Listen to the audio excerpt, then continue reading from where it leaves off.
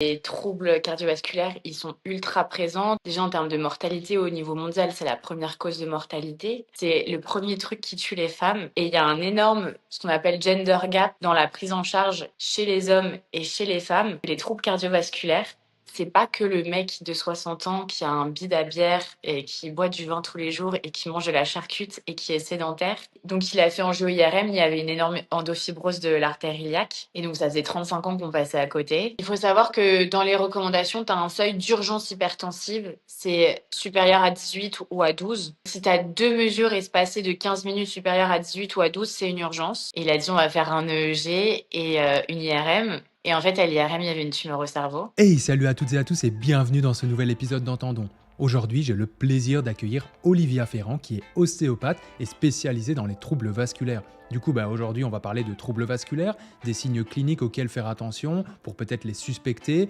On va briser également quelques croyances, notamment celle du nerf coincé ou du faux mouvement et bien d'autres choses encore. Ah, et avant que l'épisode commence, petit rappel sur ce qu'est Entendons. C'est simplement un podcast que tu vas pouvoir retrouver sur différentes plateformes d'écoute, Deezer, Apple Podcasts, Spotify, même YouTube en format vidéo et qui a pour but au final de te partager des échanges entre experts et expertes dans leur domaine sur des sujets divers et variés gravitant autour de la kiné, mais pas que. Mais sur ce, ne perdons pas une minute et place à l'épisode. Let's go! Et salut Olivier, écoute, merci beaucoup d'être avec nous pour ce nouvel épisode d'Entendons. Comme tous les épisodes, je t'invite à te présenter pour ceux ou celles qui ne te connaîtraient pas avant qu'on commence pleinement ce podcast. Salut Augustin, merci de me recevoir. Je m'appelle Olivia Ferrand, je suis ostéopathe. J'ai été diplômée en 2019 et depuis j'exerce en cabinet libéral à Paris où je reçois des patients principalement pour des troubles musculo-squelettiques, un peu de triage neuro-périph et vascu. J'ai fait aussi le compte Touch of Science sur Instagram où je vulgarise un petit peu des idées reçues en rapport avec notre métier et quelques infos sur la neuro, le vascu aussi. Et j'ai deux liens d'intérêt, un avec Flammarion chez qui j'ai écrit un livre et un avec Physiolearning chez qui justement j'ai une formation sur les troubles vasculaires qui minent des pathologies musculo-squelettiques. Ok. Que j'ai fait avec Effectivement, Brian Littré ouais. et le livre avec Antoine Coulis. Ouais, ça tombe bien parce que c'est exactement pour ça que j'avais envie que tu viennes aujourd'hui pour nous parler un petit peu de ces troubles vasculaires, neurovasculaires ou en tout cas tout ce qui gravite un petit peu autour de, je pense, ce que tu abordes et ce que vous abordez beaucoup plus en profondeur dans votre formation, dont j'ai entendu que du bien d'ailleurs. Donc voilà, petit instant pub. Franchement, pour être honnête, moi, j'y ai pas encore souscrit, mais Ouais. je doute pas de la qualité quand je vois le nombre de retours. Et Mhm. justement, c'est quelque chose qui m'a interpellé parce qu'avant, j'étais pas du tout sensibilisé à ces troubles vasculaires. Et c'est aussi pour ça que j'avais envie de t'inviter aujourd'hui. C'est un petit peu qu'on ressort de ce podcast en étant peut-être un peu plus sensibilisé à ça, comprendre pourquoi est-ce que c'est important de se former et comme quoi ça concerne aussi les kinés, aussi les ostéos et pas spécialement que les médecins spécialistes. Voilà, et qu'on a aussi notre rôle à jouer là-dedans. Et du coup, ma première question, ce serait ben, pourquoi, au final, est-ce que ce serait important de se former en troubles vasculaires quand on est kiné? Pour ici, c'est vrai que c'est un podcast qui s'adresse beaucoup aux kinés, mais je pense qu'il y a des ostéos et des médecins qui nous écoutent aussi. Et donc, à quel point, au final, ces troubles se révèlent présents? Parce que je pense que pour le redire encore une fois, c'est un aspect auquel on n'est pas fortement sensibilisé durant nos études. Ou quand on y est sensibilisé, je pense pas qu'on a conscience que c'est important d'écouter. Mais donc voilà, est-ce que tu pourrais déjà nous dire un petit peu pourquoi est-ce que c'est important selon toi de se former à ça? Euh, alors déjà, les troubles cardiovasculaires, ils sont ultra présents. Si tu regardes déjà en termes de mortalité au niveau mondial, c'est la première cause de mortalité. C'était 18 millions en 2019, donc c'est genre Ah ouais. 32%, tu vois. En mortalité prématurée, c'est 38%. Donc mortalité prématurée, c'est mortalité avant 70 ans. Donc c'est énorme. Si tu Ok. regardes Ouais. juste... Et en fait, la majorité, c'est évitable. Si tu dépistais mieux, si tu prenais mieux en charge, etc., tu pourrais vraiment Mhm. améliorer ça. Ensuite, si tu regardes en France, c'est la deuxième cause de mortalité après les cancers. Ah ouais. Ah Et punaise. c'est 35% des causes de décès prématurés aussi en France. Et si tu regardes Waouh. par sexe, c'est la deuxième cause de mortalité chez les hommes mais c'est la première chez les femmes. Et déjà, ça, c'est le premier point que j'aimerais que les gens y retiennent, c'est que les troubles cardiovasculaires, c'est pas que le mec de 60 ans qui a un bide à bière et qui boit du vin tous les jours et qui mange de la charcute et qui est sédentaire. C'est Mhm. le premier truc qui tue les femmes. Et il y a un énorme, ce qu'on appelle gender gap dans la prise en charge chez les hommes et chez les femmes, qui vient de plusieurs choses. Mais la première chose, c'est qu'au début, on avait des hommes dans les essais contrôlés. Donc, on a récolté les datas sur des hommes. Donc, on est Mhm. devenu compétent pour reconnaître les formes de présentation chez les hommes. Et les femmes, elles ont des présentations qui sont légèrement différentes. Du coup, on passait plus à côté. Ok. Donc, les médecins, ça persiste encore un petit peu, tu vois, ça tend à changer, mais globalement, on les soigne moins bien, les femmes. Les femmes elles-mêmes, elles sont moins sensibilisées au fait qu'elles ont des pathologies cardiovasculaires, tu vois, parce que quand un mec, il a mal à la poitrine, en général, sans faire caricatural, tu vois, mais c'est un peu genre drama, mon cœur, qu'est-ce qui se passe, je vais aller aux Ouais. urgences, etc. Et on a des données et des études qui ont évalué, genre, qu'est-ce que se disent les femmes quand elles ont ce genre de truc qui arrive. Et les femmes, c'est oh, ça va passer, ça doit être du reflux, je vais Ok. attendre, des trucs comme ça. Et donc, du coup, vu qu'elles sont moins sensibilisées au fait qu'elles peuvent être touchées par ça, elles vont se présenter à des stades de la maladie qui sont plus avancés. Mhm. Et donc, du coup, où on a moins de chances déjà de les sauver. Ok. Waouh. Et aussi, vu qu'elles sont moins sensibilisées à ça, tu vois, elles vont moins s'engager dans des essais contrôlés. Alors que quand tu dis, genre, on récolte des populations pour du cancer du sein, de l'endométriose, etc., globalement, elles vont se sentir concernées. Mhm. Sur les troubles cardiovasculaires, beaucoup moins. Ok. Donc, en gros, quand tu vois tous ces chiffres qui sont assez importants, on va pas se mettre des œillères. C'est des gens qui fréquentent les cabinets, en fait. Puisque Ouais. avant de tous mourir de ça, enfin tous, j'exagère, mais avant qu'une grosse partie de la population Ouais. meure de ça, bah, ils sont atteints de ça. Ouais. Donc, ils fréquentent nos cabinets. Si tu regardes plus précisément l'hypertension, c'est un tiers des adultes de plus de 30 ans. 30 ans seulement. Déjà à 30 ans. Ouais. C'est. Ouais. T'as Ok. un sur deux qui l'ignore et Ok. t'as un sur cinq qui est stabilisé. Ok. Donc pareil, avec des chiffres pareils, enfin, ça fréquente les cabinets et je pense que de toute façon, les auditeurs, ils doivent le voir quand ils demandent aux patients quel traitement vous prenez, etc., ou quelle maladie vous avez. Enfin, Mhm. l'HTA, c'est le truc, je pense, moi, c'est le truc qui revient le plus souvent. Ouais. Non, mais c'est fou ces chiffres parce que tu vois, parfois, je trouvais important cette première question pour que justement tu amènes des chiffres et j'en attendais pas autant et franchement, c'est impressionnant. Mais on pourrait croire parfois, tu vois, qu'on voit beaucoup de stories, etc. Enfin, moi, mon algorithme, il est fait avec toi, avec Brian, etc. Ouais. Donc, tu sais, et je peux me douter que peut-être certaines personnes se disent, ouais, mais ils exagèrent un peu, tu vois. Ils Mm. exagèrent, ils sont pas, c'est pas aussi présent que ce qu'on veut penser, mais quand en fait, quand les chiffres sont là, bah, en Ouais. fait, t'es obligé d'un peu l'accepter et te rendre à l'évidence. Après, les gens vont peut-être dire oui, mais bon, jusqu'à maintenant, j'ai su traiter mes patients sans, tu vois. Là, je joue un peu l'avocat du diable, hein, mais Ouais. c'est parce que je pense que ça amène des débats intéressants. Mais ils pourraient se dire, bah, je suis traité mes patients, la plupart, en tout cas, sans vraiment screener ça. Et à ce que je sache, ils sont pas tous morts, tu vois. Et donc, Ouais. mais donc, je me doute qu'il y a peut-être des cas difficiles qui, au final, s'expliquent non pas parce que c'est une tendinopathie bizarre, mais parce Mm. qu'il y a peut-être une pathologie vasculaire ou quoi derrière, quoi. C'est ça. Et puis après, tu dis, ouais, j'ai suivi mon patient et pour autant, ils sont pas tous morts, mais aussi ça dépend des structures dans lesquelles tu travailles ou de toute façon, si tu travailles en cabinet libéral, après, quand tu te rapproches de l'heure fatale, entre guillemets, Ouais, tu consultes plus en cabinet libéral, tu es pris en charge par des kinés en hôpitaux, etc. Donc c'est sûr que tu vas pas voir ton patient partir, tu vois. ouais, c'est vrai. Et aussi, il y a eu deux études qui étaient en 2002 et en 2019 qui ont demandé à des populations de physio si ils avaient vu des maladies, non, s'ils prenaient l'attention de leurs patients et t'as à peu près, donc t'as 4% qui la prend toujours, t'as à Mm. peu près 38%, je crois, qui la prend jamais, et ça va, si tu prends jamais plus rarement, je crois que ça va jusqu'à 70%, un truc comme ça. Ok. Et en fait, à ces gens-là, tu leur demandes s'ils ont vu des maladies cardiovasculaires ou des facteurs de risque cardiovasculaire la semaine passée. Mhm. Les trois quarts en ont vu. Mais quand tu leur demandes pourquoi ils prennent pas l'attention, ils te disent que c'est pas important pour leur population de patients. Ok. Donc il y a un gros Ouais. décalage quand même sur les conceptions et la réalité en cabinet de la patientèle qu'ils reçoivent, tu vois. Ouais, bah, carrément. Mais bah, moi, c'est grâce à toi que j'ai acheté deux Omron, donc des Ah ouais. tensiomètres. Franchement, sinon, honnêtement, avant, je prenais pas spécialement. Déjà parce que j'avais pas l'appareil. Et en fait, Ouais. il y a ce truc où, je- j'a- franchement, pendant un temps, je pensais même pas à me dire, tiens, je vais prendre la tension de mon patient en cabinet.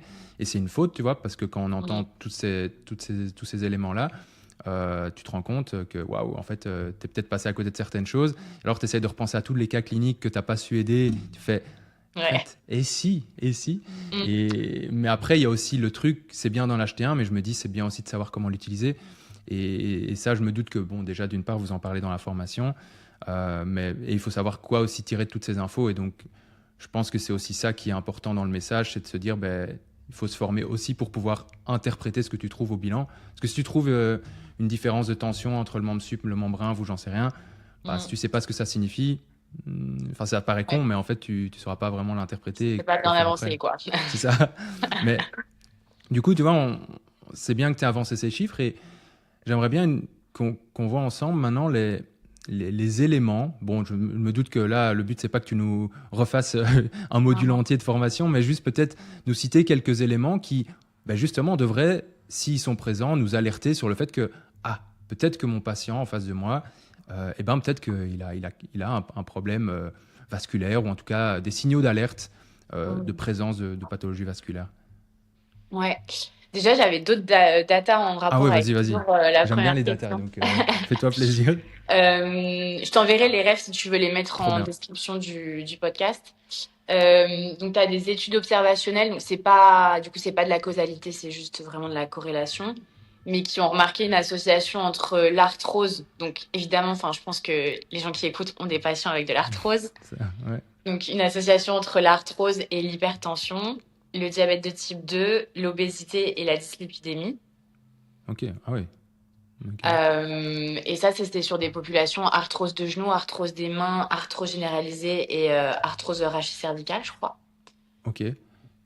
Donc pareil, c'est des gens Ouais. qui se fréquentent le câble, tu vois. Cette association serait pas due au fait que tu as plus d'arthrose quand tu es plus âgé et plus de risque d'avoir une autre tension quand tu es plus âgé aussi, C'est tu vois? possible que ce soit un facteur confondant, mais vu que du coup c'est une maladie métabolique, c'est pas Ouais, forcément étonnant. Ou alors, tu peux aussi avoir un facteur confondant, ils ont plus mal, donc ils bougent moins, donc ils ont plus de pathologies cardiovasculaires, etc. Mais en tout cas, tu ouais. vois, c'est des trucs qui sont quand même intrinsèquement liés, C'est quoi. c'est le package. Voilà, c'est ça. Ensuite, tu avais genre association entre une lombalgie et un IMC haut, du Ok, cholestérol total haut, des triglycérides hauts, du tabagisme actuel ou ancien et de l'hypertension. Et tu ok. avais aussi une association entre les douleurs persistantes, la mortalité cardiovasculaire, les maladies cardiaques et les maladies cérébrovasculaires. Ah ouais, donc, en fait, si tu prends avec la tension et que le patient il a une tension qui pète le plafond, tu sais qu'il y a probablement peut-être un package derrière aussi, quoi. Ouais, c'est Enfin, ça. peut-être. Et vous avez l'accès direct ou pas? Non, en tout cas, je parle pour les kinés en Belgique parce que Ouais. je suis belge. On n'a pas encore l'accès direct. C'est en discussion, mais je ne sais pas trop où ça en est, honnêtement. Ouais. À l'époque où je faisais une formation, où j'avais fait une formation en thérapie manuelle, qui normalement donnait dans le futur, si accès direct il y a, cet accès direct plus facilement. On nous disait que ça allait arriver, mais Mm. on Ok. n'y est pas encore. Donc bon, Ah ouais, ouais. Parce que du coup, en France, un argument qu'on entend souvent, c'est que du coup, il n'y a pas l'accès direct en France non plus. Mais et même moi, quand j'étais ostéo, c'était un truc derrière lequel je me cachais, c'est quand le patient, il a vu un médecin avant, je me disais, bah c'est bon, il a vu le médecin en fait, donc chill. C'est que c'est pour moi. Et en fait, ben pas forcément parce qu'au final, il y a plusieurs cas de figure qui fait que même si vous n'avez pas l'accès direct, vous avez quand même la première intention de manière déguisée. C'est-à-dire que je pense que vous avez tous eu le patient que vous suivez pour une entorse de cheville qui vous dit ah bah au fait j'ai mal au poignet, vous pouvez regarder ou un truc comme ça. Et donc théoriquement, moi c'est ce que j'ai fait à mon kiné, hein, je le consultais pour des ischios et au fur et à mesure j'ai eu mal au dos. J'aurais dû retourner voir le médecin pour avoir une prescription pour la lombalgie. en théorie, mais en pratique, personne ne fait ça. Donc, en fait, il a eu la première intention sur ma lombalgie. Et donc, bah, quand c'est des motifs où il y a du raisonnement à faire, il faut avoir les capacités de le faire. Ensuite, le deuxième cas de figure, c'est, tu vois, quand il y a ton patient, il a, je sais pas, céphalée, cervicalgie, il va voir le médecin, il fait son examen, il dit, OK, je pense que là, il faut faire de la kiné. Bah, il y a un délai entre quand le patient, il a vu le médecin et quand il arrive chez le kiné. Et pendant ce délai, indépendamment de comment évolue le symptôme X, peut-être que tu as Y et Z qui sont apparus et du coup, le kiné, il va voir le patient avec X, Y, Z. C'est plus du tout le tableau clinique sur lequel le médecin s'est prononcé. Mhm. Et donc, pareil, il faut avoir les skills pour raisonner avec ça, tu vois. Carrément. Ouais. Et puis, bah, parfois, le médecin, il s'est trompé et ça arrive. Bah oui. Et je pense que c'est hyper important qu'on assume un peu cette place dans le triage qu'on peut avoir des patients parce que, oula, ma phrase n'était pas du tout française, mais j'espère que c'est compréhensible, mais simplement parce que je pense qu'on ne perd jamais à savoir trier aussi, tu vois, Ouais. et que l'erreur est humaine, que nous on fait des erreurs Ouais, ouais, ouais. diagnostiques, je pense que j'en ai fait plein, enfin je suis sûr même, malheureusement, mais c'est comme ça, tout comme je pense que les médecins font des erreurs diagnostiques, Mm. et je pense que passer dans les mains de deux thérapeutes enfin, d'un médecin puis d'un kiné ou d'un ostéo qui sont bien formés au triage, bah, ça limite quand même les chances et ça permet de rediriger. Et je pense qu'on a passé un peu l'ère on reçoit le patient et, enfin, en tout cas en tant que kiné, tu as la prescription, tu fais ce qui est sur la prescription. Mais du coup, c'est bien parce que, tu vois, on critique souvent, enfin, on critique sur les réseaux, on voit souvent, ouais, les prescriptions, c'est de la merde, etc. Les médecins mettent n'importe quoi. Mais à côté de ça, je pense qu'il faut pouvoir aussi assumer, du coup, ok, tu veux ton rôle de presque première intention, etc. Ben, derrière, il va falloir se former plus, va falloir se former mieux, il va falloir que les écoles changent aussi peut-être dans leur façon d'enseigner les Ouais. choses, tu vois. Et, et ça, je pense que pour moi, c'est capital et il faut accepter que le métier change comme ça. Après, chacun est libre de faire ce qu'il veut, mais je pense qu'on perdra jamais à se former dans le triage. Et moi, je trouve que c'est passionnant comme truc. C'est vraiment une autre. Ouais, Enfin, c'est clair. c'est jouer un peu à pas à Doctor House, mais tu sais, un peu détective et Ouais. tout. Et je trouve ça hyper intéressant. Et puis ouais, non, c'est pas pour critiquer les médecins. Enfin, je pense que c'est compliqué d'être médecin et c'est pas pour se foutre de leur gueule. Et je pense Bien que sûr, eux, ils ont de quoi rire beaucoup des boulettes qu'on a pu tous faire, tu vois. Donc, carrément. je pense qu'il faut redescendre le melon général C'est et se ça, dire que tous, en fait, le seul intérêt, c'est celui du patient. c'est ça. Non, carrément. Et je ne sais pas si toi, en formation, est-ce que vous avez aussi des médecins qui viennent se former en vasculaire ou pas spécialement? On en a eu, ouais, quelques-uns. Ok, donc c'est intéressant aussi, tu vois, c'est de se dire, Ouais. les médecins, je trouve ça hyper chouette, quoi. Parce que c'est vraiment là une pluridisciplinarité, tu vois. Enfin, je pense qu'il y a 20 ans ou 30 ans, on aurait dit ça, les gens auraient dit, allez, comme si un kiné ou un ostéo allait Ouais, apprendre vraiment quelque chose à un médecin. Et c'est je trouve ça clair. chouette, tu vois, de lire ça. Et je félicite du coup les médecins qui le font parce que je pense que Ouais. c'est. Ouais, En fait, les médecins qu'on a eus, tu vois, c'est plus des médecins qui reçoivent justement du musculo-squelettique, donc genre du rhumato, du médecin du sport, etc. Pas des cardio parce que bah, pour le coup, enfin, ils sont ouais. en plein dans leur spé. En revanche, du coup, on a fait relire la formation à un cardio qui a validé toute la formation. Ok, cool. Ça, c'est Ouais. un bel argument Ouais. de qualité, franchement. Parce que c'est vrai on pourrait s'interroger, les gens pourraient se dire, ben, ça sort quand même de notre champ de compétences, etc. Et donc, c'est trop cool. Et c'est une question que j'avais même pas notée à l'avance, parce qu'évidemment, je note toujours une série de questions, mais elle me vient comme ça. C'est pourquoi toi, tu t'es intéressé au final aux troubles vasculaires comme ça? Enfin, tu vois, qu'est-ce qui a fait? Parce que c'est pas quelque chose où, je sais pas, tu te lèves un matin et tu te dis, tiens, ça Ouais. va me passionner. Je sais pas.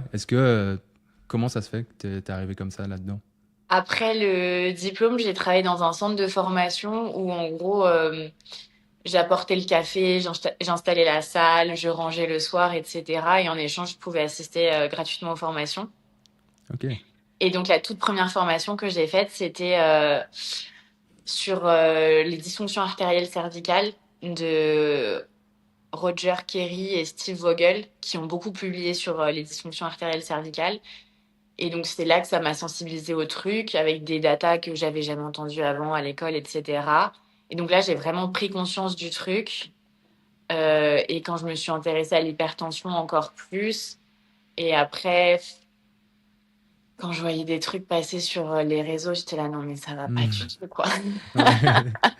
Ok, c'est vrai, t'as ressenti le besoin de dire, ok, je vais partager un Ouais, peu et puis quelque en chose fait, en qui. voyant les chiffres, je me dis, mais c'est fou. Mhm. Et j'avais trop envie de faire passer le message de il faut une prise de conscience là. Ouais, ok. Bah, c'est réussi, je pense, hein, parce que vous avez déjà vous avez combien de formés là pour le moment à votre formation Je c'est crois qu'on est énorme. presque à 1500. C'est énorme. Ça, quand Ouais, tu dis le chiffre au début, on se dit bah c'est pas beaucoup, mais quand on y réfléchit pour une formation en e-learning, c'est énorme. ouais, Donc c'est cool. Mais ouais, moi, un truc qui, je pense déjà que je retiendrai de ce podcast, c'est le fait que ça ne touche pas que les personnes âgées, tu vois. Et mm, ça, c'est un gros truc parce qu'honnêtement, moi, ça a été un gros biais pour moi où je me disais au tout début, bah je soigne beaucoup de sportifs ou quoi. Enfin, tu vois, moi, je suis beaucoup ouais, plus kiné. Enfin, je me suis spécialisé plus dans la kiné du sport et donc la tranche d'âge que je reçois au CAB, franchement, c'est entre 16 et max 50, 60 ans. Alors oui, j'ai parfois des personnes un peu plus âgées, mais honnêtement, c'est plus vraiment limite ouais, jusqu'à 40 ans généralement. Tu vois, c'est vraiment les jeunes actifs, machin. mm, Et donc, c'est intéressant et à la fois inquiétant de me dire, ben, en fait, même dans cette population-là, il faut pas être vieux pour ça, avoir des troubles cardiovasculaires, etc. exactement. Ouais, c'est ce qu'on va voir après, du coup, avec ta question Ouais, d'après. Mais en fait, en fonction du profil, tu vas pas suspecter les mêmes trucs, quoi. ok, Mais il y a toujours une hypothèse vasculaire, peu importe le patient, même en pédia. La pédia, on l'aborde pas dans la formation, ok. mais genre, même en pédia, il y a des troubles cardiovasculaires, quoi. Ah ouais, Ouais, plutôt des malformations congénitales ou des choses comme ça, ouais, c'est alors c'est plutôt ça? des trucs comme ça. Ok. Bah écoute, du coup, je propose qu'on bifurque à 90 degrés vers ben, quels sont les signaux d'alerte ou en tout cas les signes voilà, qui devraient nous alerter si on a un patient demain, voilà, Michel qui vient nous voir. Voilà, qu'est-ce qui pourrait nous alerter si tu peux nous donner des petits éléments? Alors, c'est compliqué parce qu'il y a plein de trucs qui Je me doivent doute, ouais. alerter et qu'en fait, ça va toujours dépendre du tableau clinique. Ouais. Mais par exemple, si tu regardes la temporalité, un gars qui a mal depuis 2 jours, ça doit t'alerter, mais un gars qui a mal depuis 10 ans, ça doit aussi t'alerter, tu vois. Ouais. Ouais. Ok. Et ça va pas t'alerter sur bah, la même physiopathologie. Le premier, ça va plus être de l'urgence. Mhm. Le deuxième, ça va plus être des mécanismes chroniques, tu vois. Mais je pense au cas clinique. Je sais pas si tu en as parlé sur Insta, mais on l'entend souvent, ce cas clinique, c'est celui du cycliste. Tu vois le Non, comme ou ça me dit pas? rien. Non, Ok, ça me dit rien. c'est un cycliste, il est dans la littérature, pareil, je pourrais te l'envoyer. Ouais. C'est un cycliste de 18 ans qui commence à avoir des douleurs dans la fesse Mhm. et face poste de cuisse quand il fait du vélo. Il va voir un kiné, on lui dit que c'est une sciatique et ça passe pas. Et en gros, le gars, il fait 20 ans de kiné et il n'y a rien qui passe. Il fait des IRM, t'as genre vite fait des discopathies, L4, L5, S1. Il y a un Mhm. tout léger conflit sur le tissu neural, mais le bilan neuro, il est normal. Mhm. Et donc, on lui dit c'est une vertèbre déplacée, le bassin, il est décalé, les vertèbres, elles sont instables. Ah, la Il fait totale. des extensions Mackenzie, Mhm. ça lui déclenche une lombalgie. Après, on lui dit vous êtes trop mobile. Après, on lui dit vous n'êtes pas assez mobile, machin. Au bout de 20 ans, infiltration, ça marche pas. On lui dit bah, ça fait 20 ans, donc maintenant, vous avez de la douleur chronique. Super. Ça, c'est Ok. trop red flag. C'est, tu sais, douleur chronique ou Mhm. stress ou tendinite. Dans ces sous-groupes-là, t'as plein de trucs mal diagnostiqués. Et du coup, au bout de 35 ans, t'as enfin un gars qui pense à évaluer le système vasculaire. 35 ans. Et ouais, c'est Putain, ouf, hein? il a le temps de mourir 4 fois, le pauvre. C'est ça. Et donc, il lui fait un ABPI au repos et à l'effort. Donc, ABPI, pour ceux qui nous écoutent, c'est enfin, est-ce que tu peux juste définir? ouais, c'est IPS en français, c'est index de pression systolique. Et en Ok, gros, c'est le ratio de la systolique à la cheville sur la systolique la plus haute des deux bras.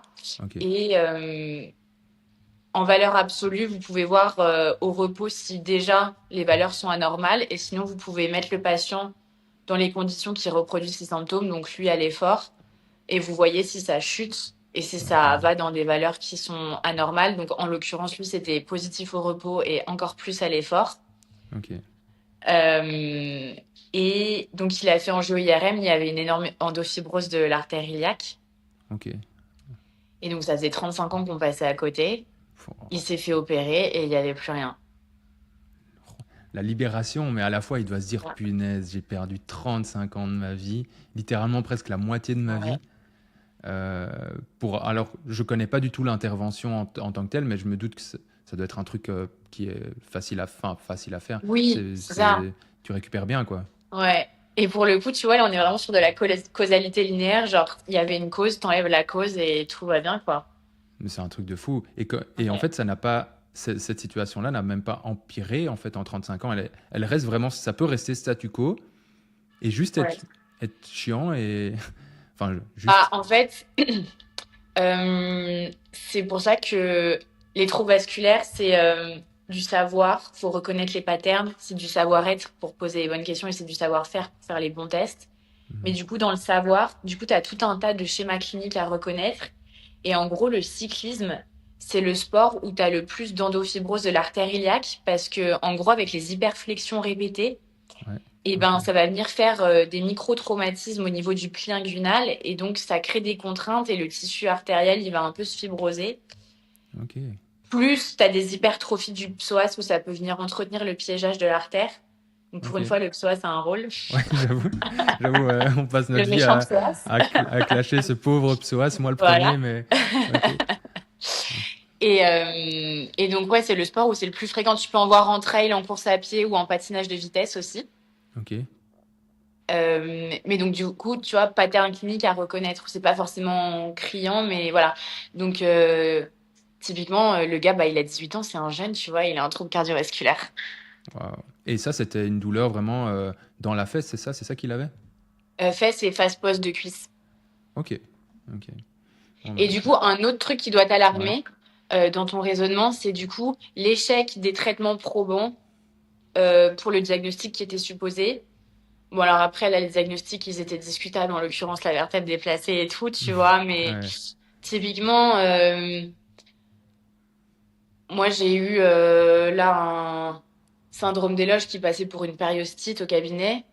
ok, Bon, elle a fait du renfo, ça passait pas, tu vois, ça doit te mettre la puce à l'oreille parce que ça devrait passer, en fait, avec du ouais, renfo. ouais, c'est ça, clairement. Ou en tout Et cas, ça, l'adaptation. avec ouais, parce qu'en fait, mais ça peut quand même être confondant quand tu y penses, parce que tu dis, normalement, tu me dis si je me trompe, mais un syndrome des loges comme ça se calme du coup une fois que l'effort est passé. Ouais. Et alors, elle pourrait se dire, ou le thérapeute, ouais, bah, la périostite aussi, si tu fais rien, t'as pas mal en principe. Mais dans ce cas-là, quels sont les signes? Est-ce qu'il y a des signes qui arrivent en plus que la périostite qui te disent, OK, en fait, c'est pas une périostite, autre que le fait, ah ben tiens, ça fait 3 mois qu'il est là et ça a pas bougé, ou pas spécialement. Sur du syndrome des loges, tu peux avoir des symptômes sur la plante du pied aussi. Ah ouais, des compressions nerveuses ou quoi, enfin, Ouais. ouais. Ça peut être, bah, tu vas avoir la sensation d'étau. Ouais. Euh, Ça Mhm. peut être un petit peu plus gonflé, sensation que c'est tendu, mais genre non, c'est pas criant. Mais en fait, une fois que tu as fait ton traitement probant et qu'il a pas marché, il faut vite savoir réévaluer l'hypothèse, tu vois. Mais Mhm. après, un autre diagnostic différentiel de ça, c'est la fracture de fatigue que j'ai aussi au cabinet il y a pas longtemps, tu vois. Ouais, c'est vrai. Ouais, c'est vrai que ça, il faut essayer de pas la rater non plus. Ouais. Ok, Donc, punaise. il y a ça. Et en gros, les troubles cardiovasculaires, tu vois, on n'est pas très riche sur l'examen clinique. En gros, tu prends la tension, tu peux faire de l'exclusion avec un bilan neuro. On peut pas s'affranchir du bilan neuro dans le raisonnement vascu, clairement. Mhm. Mais en gros, faut être un sniper à l'anamnèse. Faut, faut dégainer Ouais. toutes les questions, tu vois. Et donc, du coup, donc, encore d'autres arguments. Tu vas demander s'il y a des antécédents particuliers dans la famille, Ouais. des mutations génétiques, ou alors, typiquement, bah, les maladies cardiovasculaires, les maladies neuro, etc. Tu veux savoir qui c'est ton patient. Tu demandes les maladies perso. Mhm. Tu peux les citer parce que parfois, ils y pensent pas toujours. Moi, je demande les hospitalisations aussi parce que parfois, ils oublient qu'ils ont un organe en moins, qu'on leur a retiré je sais pas quoi, ou tu vois, Ouais, mais toujours intéressant de savoir qui est sur ta table. carrément. Mhm. Je demande s'ils ont été aux urgences. Parce que parfois, même quand ils ont rien retrouvé, tu vois, on a des études sur les gens qui ont consulté aux urgences pour des douleurs thoraciques. Et après, on les a classés en douleurs d'origine cardiaque, douleur d'origine non cardiaque, donc c'était dige ou pulmonaire, tu vois. Mhm. Et troisième groupe, on sait pas, on n'a pas trouvé. Ok. Dans le troisième groupe, quand tu les suis sur un an, ce groupe-là, ils vont faire beaucoup plus d'événements cardiovasculaires que les douleurs non cardiaques. Ok. Et sauf qu'en fait, bah, euh, t'as mal, tu vas aux urgences, ils trouvent pas ce que t'as, qu'est-ce que tu fais? Tu vas chez le médecin et le médecin, il peut très bien te dire, ah bah, douleur thoracique, elle est chez le kiné. Donc après, c'est dans vos cabinets. Ouais, la boucle nous revient, quoi. Voilà. Donc, Ok. j'ai envie de savoir qu'est-ce qui fait que, à un instant T, le patient, il s'est dit, je vais aller aux urgences pour voir si je suis en train de crever ou pas. Mhm. Ah ouais, non, carrément. Ouais, ok. Donc ça compte. Je demande les médicaments. Mhm. Parfois, parfois, ils étaient malades, mais avec tous les médicaments qu'ils prennent, tu te rends compte qu'ils sont malades, mais qu'ils avaient oublié de te le dire avant, tu vois. Ouais. Ils considèrent je pense parfois les patients considèrent même des éléments comme pas importants pour nous, C'est ça. alors qu'en C'est fait pour ça ça l'est. que, ouais, c'est pour ça que je vais vraiment à la pêche aux infos et que je cite des noms de maladies, des noms de médicaments et tout, parce que parfois ça passe à la trappe. Les femmes, je dis, est-ce que vous prenez la pilule? Parce que sur médicaments, elles vont pas forcément tilter tellement Ouais, c'est c'est vrai. banalisé, tu vois. Ouais. Et donc, bah, gros argument pour tout ce qui est veineux, tu vois. Ok, ouais. Ouais, c'est vrai qu'on n'y pense pas assez, mais ouais, Ouais. ok. Et ensuite, quand c'est un traitement, aussi, je demande est-ce qu'ils le prennent? Parce que ça, c'est encore autre chose, tu vois. Le diabétique, en général, il pense à prendre l'insuline. Le mec qui a de l'hypertension, pas forcément, parce qu'en fait, c'est asymptomatique. Et donc, moi, j'avais des gens qui étaient hyper bien au cabinet sur ma table à 18, quoi. Ah ouais. Donc en Ouais, fait, l- juste en observant le patient, c'est pas suffisant, tu vois. non, C'est ça. Tu dois vraiment mm, aller prendre cette tension. c'est Et ça. tu la prends avec tous les patients, la tension, ou Ouais, maintenant, ouais, ouais, systématiquement quoi. systématique. Ouais, c'est vrai que ouais. Parce qu'on pourrait se dire oui, mais je suis un peu l'avocat du diable, oui, mais on n'a pas beaucoup de temps dans une séance, surtout la première. Mm. Ça te prend combien de temps de faire ce genre de screening, on va dire? Typiquement, prendre l'attention, bah, ça me prend 30 secondes, Ouais, tu vois. Après, vous, bah, vous avez des consultes d'une demi-heure en général, non? c'est ça. Enfin, on est un Ouais. peu, enfin, en tout cas ici en Belgique, je sais, comme je le dis, je ne connais pas le système en France, mais je pense que c'est la même chose en France. On est libre de faire autant qu'on veut. Mais Mm. c'est juste que, ouais, dans les normes, en fait, je sais pas qui a déterminé ça au final, c'est marrant, mais c'est 30 minutes. Moi, personnellement, pour les premières séances, je prends systématiquement 45, Ouais. parce que je trouve que 30, pour peu que le patient arrive 5-10 minutes en retard parce qu'il trouvait pas le cabinet, et machin, je déteste avoir l'impression de jeter mon patient dehors. Tu vois. Mm. Surtout à la premier rendez-vous, je trouve que ça peut te briser une adhérence, enfin une alliance C'est vrai. thérapeutique. Et je préfère pouvoir limite discuter encore de la pluie et du beau temps que juste devoir lui dire bon, écoutez, j'en ai encore trois après vous, Ouais. donc circulez. Donc voilà. Mais c'est vrai qu'en général, c'est 30 minutes. Après, Ouais. voilà, je pense que ouais, ça dépend un peu de chacun, quoi. Mm. Moi, j'ai 1 heure, donc en vrai, ça Ah, c'est cool me ça. Ouais. pas tant de temps que ça, tu vois. Et je suis Mhm. contente d'avoir 1 heure, parce qu'avant, j'étais sur 45 minutes. Mhm. Et parfois, quand j'avais des gros raisonnements à faire et tout, j'étais trop short, donc vraiment 1 heure, je suis à l'aise. Ouais, mais j'avoue que j'ai jamais fait de séance d'une heure, mais ça doit être vachement cool. Tu dois avoir Ouais. vraiment l'impression d'avoir le temps de. Mm. Enfin, parce que c'est vrai que moi, pendant un temps, j'ai fonctionné avec des séances de 40 minutes, ce qui était chouette. Même des séances, pas spécialement une première séance, mais les séances Ouais. classiques. Je suis revenu à 30 minutes parce que c'était pas pratique au niveau des heures, 40 minutes aussi. Mm. Et parce que j'ai changé de cabinet aussi, surtout. Mais je suis pas resté dans ce mode-là parce que ben, quand tu dis au patient rendez-vous à 13h20, en fait, Ouais. il se pointe à 13h30 ou à 13h, mais 13h20, qui se pointe à son rendez-vous de kiné à Ouais. 13h20 ou à 14h40? Donc, donc voilà, mais j'avoue que je kiffais bien avoir même ces 40 minutes déjà, 10 minutes en plus, ça faisait vraiment la diff. Mm. Donc ouais, je me doute qu'une heure, t'as le temps. Ouais. Ok, Et pour revenir donc ouais. au reste des trucs qui m'alarment, en fait, tous ces trucs vont pas forcément m'alarmer, mais c'est des trucs qui vont me permettre de tirer des infos qui potentiellement pourraient m'alarmer, tu vois. Donc pareil, je vais demander les compléments alimentaires. T'en as, ils se gavent de trucs, ils font des cocktails pas possibles. Ouais, Je demande le tabac, ouais. je demande l'alcool Mhm. et je fais spécifier, tu vois. Euh, En France, dans les recos, ils disent max 10 verres par semaine. Ok. C'est, ouais. Homme ou femme N'importe quoi. ou c'est séparé ou... Les deux, Ok. mais enfin, c'est n'importe quoi. Il n'y Ouais. a pas de dose en dessous de laquelle la consommation elle n'est pas à risque. Donc Ouais. Dès le premier verre. voilà, c'est Mhm. ça. Et je précise que le vin, la bière, le cidre, c'est de l'alcool parce que c'est pas évident pour tous les patients. Ouais. Mais surtout qu'il y a un moment où on entendait, enfin j'ai lu ça, mais il y a peut-être 10 ans, hein, mais Mm. comme quoi un verre de vin rouge par jour, c'était Ouais, bon c'est pour la ça. santé, tu vois. Genre, Ouais. même ma mère me l'a dit à l'époque, tu vois. Ah non, mais Mm. tu sais, un verre de vin par rouge, j'ai lu Ouais. dans Femme d'aujourd'hui que Ouais, c'était bon pour la santé. Et moi, franchement, je me disais, bon, bah, peut-être, parce que tu sais, on dit des théories antioxydants ou je sais pas quoi. c'est ça. Je me disais, ouais, c'est incroyable, mais en fait, Ouais, non, pas trop. pas tellement. Et bon, en plus, enfin, il y a tellement la culture de l'alcool en France. Enfin, Ouais, en Belgique aussi, hein. ouais. Je pense que c'est sociétal, c'est vraiment dès que tu as un moment avec d'autres gens, etc., tu as presque inévitablement une proposition d'alcool. Après, je sais, Ouais. à toi de la saisir ou pas, mais c'est vrai que oui, clairement. Donc ça, je veux savoir et dans quelle quantité. Mhm. Maintenant, j'ai systématisé, je demande les drogues. Ok. Et franchement, j'ai souvent un truc à écrire, quoi. Ah Même ouais? si, bah oui, alors après, en général, ils en prennent pas tous les jours, mais genre même un truc par an, je veux savoir. Mhm. Globalement, toutes les drogues, elles sont à risque pour le système cardiovasculaire. Ok.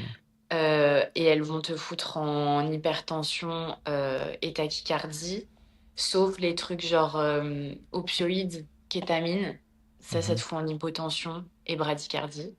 Mais bon, toutes les drogues, tu peux être sûr qu'elles Pas sont top. mauvaises pour ton système cardiovasculaire. Ouais, ouais, c'est ça. Ok. Pour les sportifs, alors pas le mec qui fait un jog le dimanche, tu vois. Mhm. Mais soit il est en compète, soit c'est son métier, soit c'est un amateur mais qui est chaud. Ouais. Je demande le dopage. Ah oui. Ouais. Parce que ça, pareil, tous les produits dopants, ils ont des effets sur le système cardiovasculaire. Mhm. Donc, c'est des trucs que j'ai envie de savoir. Après, ça, en général, c'est un truc qu'on demande, c'est le niveau d'activité physique. Mhm. Euh, Pas assez, on sait que c'est pas bien, mais trop, ça peut être à risque sur des troubles du rythme, etc. Ok. Et trop, t'as des indicateurs de ça ou t'as pas les chiffres en tête ou genre qu'est-ce que ça veut dire trop, tu vois, techniquement J'ai pas les chiffres en tête, mais Ouais. trop, c'est plus trop en termes d'intensité qu'en termes de volume. Ok. Ouais. Ouais. En gros, quand tu pousses vraiment ton système dans les retranchements aux limites extrêmes, pardon, Mhm. t'es plus à risque genre de faire de la fibrillation atriale, des trucs comme ça. Ok. Ouais. C'est encore une fois une question de dosage au final, hein. Voilà, C'est pas trop ni trop peu, mais voilà. exactement. Mhm. Et après, bah, tout ce qui doit t'alarmer, ça va être genre des prises de poids rapides, des œdèmes, bah, des douleurs thoraciques évidemment, des dyspnées, enfin, tous les signes un peu cardiothoraciques qu'on connaît, tu vois. Ouais, ça. Ouais, parce que les œdèmes, ça peut être signe d'une insuffisance cardiaque ou des choses comme ça, c'est ça? Exactement. Ouais, Je œdème suis pas pro en d'ambulances. cardiovascu, mais Ouais. j'ai des restes, j'ai des restes. Ouais, c'est ça. Genre, si Ok. c'est bilate, ça peut être ça. Sinon, si c'est unilate, tu peux penser à une phlébite aussi. Ouais, ouais, c'est vrai que ouais, la fameuse douleur, même dans le mollet, où tu te dis, ah tiens, c'est une douleur musculaire, et en fait, Mm. c'est un trouble vasculaire. Ouais, Je pense que c'est un truc à côté duquel on passe, à mon avis, malheureusement, assez souvent. Enfin, pas quand ouais, on est informé, mais quand on ne le sait pas ou on n'est pas assez sensibilisé. c'est ça. Donc, ok, Et l'œdème, il est pas toujours là en plus.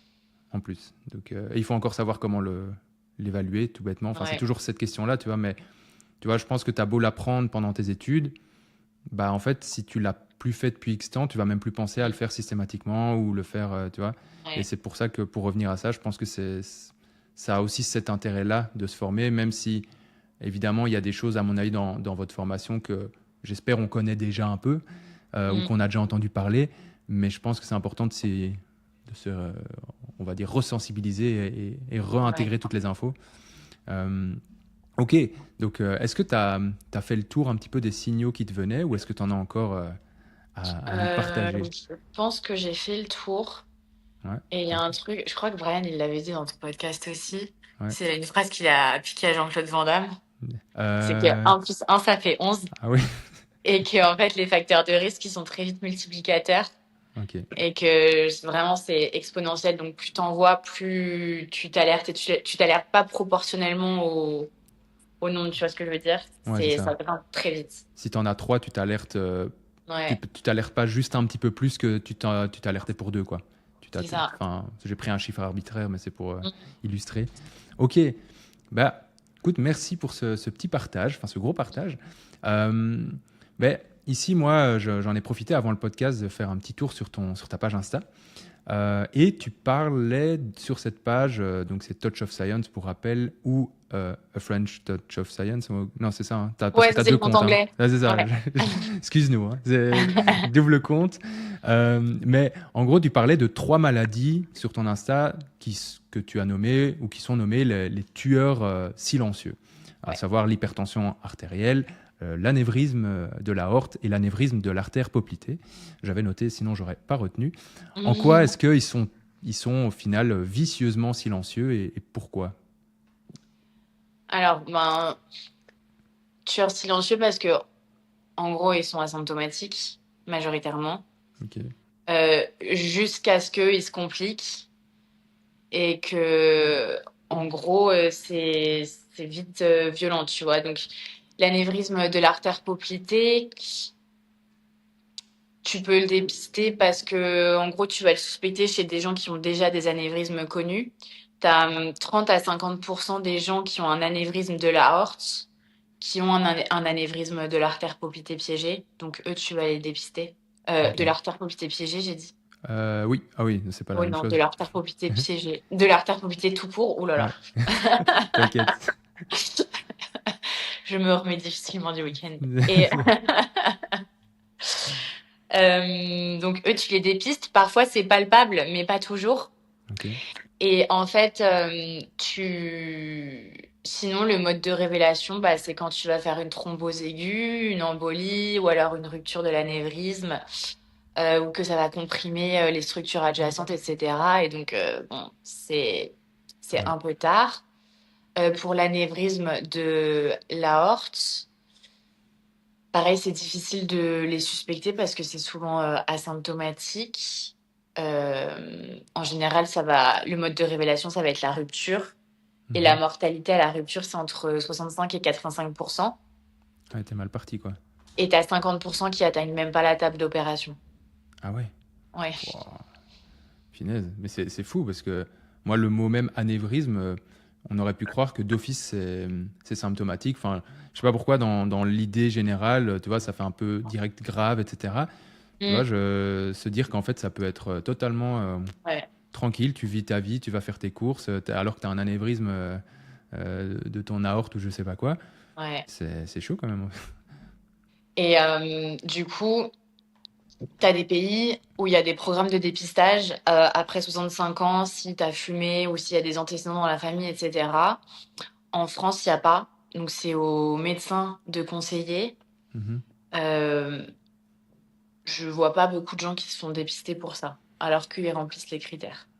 Ouais, mais, en fait, je pense que même le dépistage, de façon générale, c'est déjà dur d'amener les gens à aller dans un hôpital ou des choses comme ça. Même quand on parle de tout ce qui est dépistage du cancer, etc., j'ai Mm.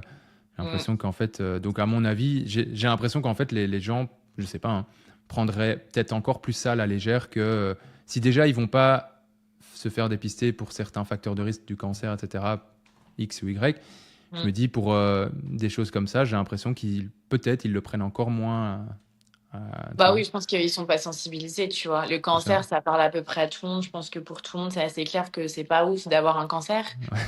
Mais, C'est pas la meilleure nouvelle de ta journée, ça c'est clair. mais l'anévrisme, je pense que, ouais, non, ils réalisent pas les conséquences, et les trucs comme ça, tu vois. Mhm. Et Après, ils ça, sont pas ouais. tous évolutifs non plus quand on les retrouve. Donc, parfois, tu t'apprends que tu as un anévrisme et au final, c'est plus de stress qu'autre chose parce qu'il évolue pas, même si à partir d'un certain diamètre, on sait que a priori, ils vont évoluer, tu vois. Ok. Et ça, encore une fois, tu peux le détecter en clinique, au cabinet, ou c'est compliqué? Euh, du coup, ben, tu as ce que te dit le patient, son histoire Ouais, familiale, c'est ça. etc., son âge, ses antécédents. Tu as la Mhm. palpation. de Ok. l'anévrisme, où globalement, si tu as plus de 3-4 centimètres entre les doigts ou une masse pulsatile, tu peux le suspecter. Mais encore une fois, ça reste de la palpation, c'est pas forcément fiable. Et ton anévrisme, il peut aussi être dilaté dans le sens antéro-postérieur. Et du coup, Mhm. tu auras pas l'écart dans le sens, dans le plan frontal, tu vois. Ok. Ouais. Ok, donc il y a quand même des moyens de le suspecter, même si c'est pas Ouais, peut-être le gold standard voilà, c'est ultime, ça. quoi. Ok, parce Et que du coup, pour l'hypertension, c'est genre en comorbidité dans 40 à 50% des morts cardiovasculaires. Donc, enfin, c'est énorme. ok. Et comme je te disais tout à l'heure, tu as 1 sur 5 qui est traité, enfin qui est stabilisé, pardon, 1 sur 2 qui est au courant. Donc en fait, on a des progrès énormes à faire en termes de sensibiliser la population parce que je pense qu'en fait, ils réalisent pas Mhm. que c'est juste un fast-pass pour crever plus tôt alors que ça se prend Mhm. tellement bien en charge, quoi. Ouais, c'est ça le pire. Ouais, c'est difficile aussi, je pense, de convaincre les gens de prendre un traitement parce que tu te sens tellement pas malade, tellement c'est asymptomatique que t'as deux types. T'as ceux qui sont contre en mode je me sens bien, je vais pas le prendre. Et puis t'as ceux qui sont genre juste profondément tête en l'air. Moi, je pense que je rentrerai là-dedans, tu vois. Ouais. Et vu que t'as aucun symptôme qui te rappelle à l'ordre, bah, le traitement, il T'oublies. passe à la trappe. Ouais, t'es mal stabilisé. Je pense que aussi, je sais pas, j'ai l'impression que les médecins, enfin, c'est pas pour leur jeter la pierre, mais je trouve qu'ils prennent moins l'attention de manière systématique qu'avant, tu vois. Mhm. Je pense que, pareil, quand ils prennent l'attention, c'est pas forcément bien fait. Enfin, moi, la dernière fois qu'on m'a pris l'attention, c'était Ouais. pas ouf en termes de validité, reproductibilité, etc., tu vois. Et ok. Et comment justement tu prends bien, enfin quand est-ce que tu vois qu'une tension est bien ou pas bien prise par exemple? Hey, sorry de m'imposer encore une fois, mais c'est simplement pour te dire que tu arrives à la fin de cette première partie. Donc en fait, à partir de maintenant, ben, tu l'auras peut-être compris, on a décidé, sur base de vos retours et aussi ben, de notre bon sens, de se dire que les longs épisodes, donc qui duraient plus que 1 heure et demie, 2 heures, 2 heures et demie parfois, eh bien on a décidé de les scinder en deux parties. Simplement, ben, ça facilite ben, le parcours des épisodes, parce que quand tu as un épisode de 3 heures et que tu oublies où tu étais, et que tu dois commencer à rechercher où tu étais, etc., ou que Spotify a oublié de notifier ben, ta progression, c'est parfois vachement galère et ça décourage parfois même de continuer d'écouter le podcast. Donc voilà, simplement c'est pour te dire que c'est la fin de cette première partie, mais t'inquiète pas, il y a une deuxième partie qui arrive très très bientôt. Et pour ne pas la louper, eh bien n'hésite pas à venir nous suivre sur les réseaux, sur Instagram, sur la plateforme d'écoute sur laquelle tu nous écoutes, ou même bah, sur YouTube si tu veux du format vidéo. Allez, on te remercie pour ton soutien et on te dit à très très vite sur Entendons. Ciao. Ah, et avant que tu partes, voilà un petit message simplement ben, pour te remercier, pour vous remercier, parce qu'on espère quand même qu'il y aura plus qu'une personne qui va nous écouter. Mais voilà, pour votre soutien, parce que si vous êtes en train d'écouter ce petit message affectif, c'est que vous avez écouté le podcast en entier ou que vous avez été directement à la fin, mais dans tous les cas, c'est que vous nous suivez, que vous aimez, j'espère, notre travail. Et donc voilà, ça va être un petit peu bateau, mais si on peut vous demander encore une chose, c'est simplement de nous mettre peut-être 5 étoiles sur Spotify ou en tout cas sur la plateforme sur laquelle tu nous écoutes ou bien un like sur YouTube, tout ce que tu veux. En gros, juste nous montrer ton soutien et ton appréciation de notre travail au travers de ce que la plateforme te permet de faire, que ce soit aussi en partageant autour de toi pour faire connaître le podcast. Voilà, c'est vraiment des choses qui, quand on est auditeur, on ne se rend pas compte. Moi, personnellement, j'écoutais des podcasts avant d'en créer et je ne me rendais pas compte quand ces messages arrivaient. Je me disais, bon, encore une fois, ils nous demandent. Mais en fait, voilà, vraiment, je peux le dire maintenant, c'est hyper important parce que, comme tu sais, tout fonctionne avec un algorithme aussi. Et voilà, la moindre petite goutte dans l'océan, que ce soit un like, un partage ou les deux, un commentaire, etc., la moindre goutte, ça peut vraiment créer, si je peux rester poétique, un océan de soutien pour nous. Donc voilà, c'était simplement un petit message pour te remercier de prime abord et aussi pour te demander si ça ne te dérange pas voilà, de noter ce podcast, si possible avec une bonne note et en tout cas des bonnes étoiles. Ça nous ferait vraiment plaisir. Et à côté de ça, on reste ouvert si tu as des suggestions, si tu as des remarques, s'il y a des choses qui t'ont plu ou pas plu dans le podcast. Vraiment, n'hésite jamais à venir nous en parler. On sera toujours ravis d'écouter tant que les critiques restent constructives, évidemment. Donc voilà. Voilà, je ne vais pas te retenir plus longtemps et je te souhaite déjà une bonne journée, une bonne soirée selon le temps où tu nous écoutes et je te dis à très très vite dans tes oreilles. Ciao ciao.